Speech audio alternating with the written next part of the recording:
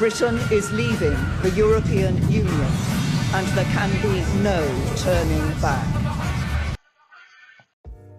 One of the biggest Brexit problems for Theresa May and Britain is passing a deal through Parliament, because until this happens the government is in deadlock and cannot fully prepare for Brexit, as without a confirmed deal it does not know exactly what Brexit will involve.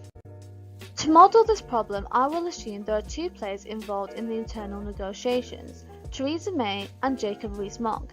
This is an iterated game as there are several rounds of negotiations and several votes in Parliament. We will also assume that any decision Rees-Mogg makes will be mirrored by the rest of the Conservative and DUP members, leading to a Parliament majority. I will model it as an infinitely repeated game because whilst there is a deadline, alluding more to a finite model, a model should aim to capture the reality players perceive, not necessarily the reality an outsider observes. The last period does not enter into the strategic considerations of May and Rees-Mogg, consequently an infinitely repeated game is more appropriate. This problem can be represented in the following matrix. If May and Rees-Mogg both make concessions and compromise on a deal, they each get one utility, because neither are happy with this deal, but a deal has been reached, which allows the government to escape their deadlock. If May pushes her own deal, refusing to cooperate, and Rees-Mogg votes in favour of this deal, May gets 3 utilities, because her deal has passed through and she has strengthened her position as party leader, whereas Rees-Mogg will receive -3 utilities, as he has agreed to a deal that does not best represent his interests. If Rees-Mogg votes against May's deal, and so May amends her deal based on Rees-Mogg's demands, she will receive -3 utilities, as the deal does not best represent her interests, and she has weakened her position in any future negotiations by giving in. Meanwhile, Rees-Mogg receives 3 utilities, because the best deal for him has passed through Parliament. Now, if May pushes through her deal but Rees-Mogg votes against it, each player will receive -100 utilities, because in that particular round, no deal will be reached, continuing the government's deadlock, further undermining the Conservatives' position in the eyes of voters and the rest of the world.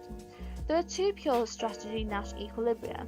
One where Rees-Mogg defects and May cooperates, and another where May pushes through her deal and Rees-Mogg cooperates. Of course, in an iterated chicken game, players can punish each other. Yet the defining characteristic of a chicken game is the self-injury that comes from punishment. If May punishes Rees-Mogg by pushing through her deal irrespective of his demands, the party division will weaken the government's negotiating position in deals with other countries, as well as undermine the public's trust in it. Rees-Mogg will suffer similar consequences if he continuously votes against May, thereby showing contempt for his own party's leader. Therefore, they have reached a mutually hurting stalemate. They cannot escalate to victory without one side making concessions. This deadlock is painful to both sides because the longer the Tories are divided, the more they undermine their own power. So, how to solve this problem? Neither player has more bargaining power than the other, so there can be no bullying. However, the threat of defection can be enough to sustain cooperation.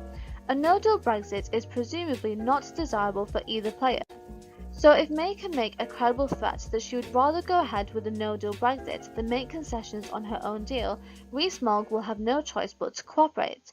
However, this may not work because Rees-Mogg is championing a no-deal Brexit as an economic opportunity, most likely to avoid new EU regulations set to stand in the way of companies like his hedge fund, Somerset Capital Management. The collapse of the British economy is a mere side effect of his business objectives. Consequently, the best strategy for May to get her deal through Parliament is to threaten a general election in the event of a no-deal Brexit.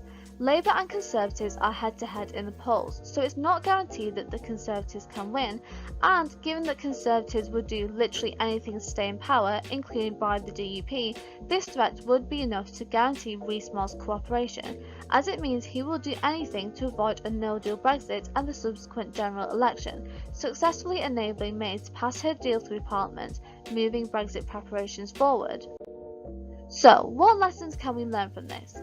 Game theory can be useful to simplify problems and thereby solve them, but often they are too simplified. We had to assume Rees-Mogg represents all Tories, but this is unrealistic because the Conservative Party is split between Remainers and Brexiteers.